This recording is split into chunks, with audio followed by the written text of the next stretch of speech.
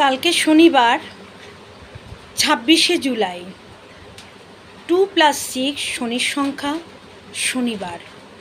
যারা বিভিন্ন রকম ঋণগ্রস্ত হয়ে পড়েছ, যারা ঋণ ভারে নিজেকে শেষ করে দিতে চাইছো, তাদের জন্য আগামী দিন শনিবার একটি টোটকা। কি করবে?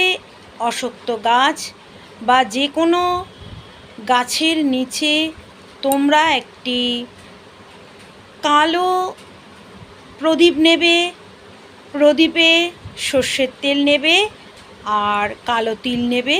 প্রদীপটি ঠিক রাত্রি 8টার সময় সেই গাছের নিচে জ্বালিয়ে আসো। আর তোমাদের ঋণের কথা অশ্বত্থ গাছ বা যে কোনো বৃক্ষের কাছে বলে আসো। তোমরা ঋণ মুক্ত অবশ্যই হবেই হবেই হবেই।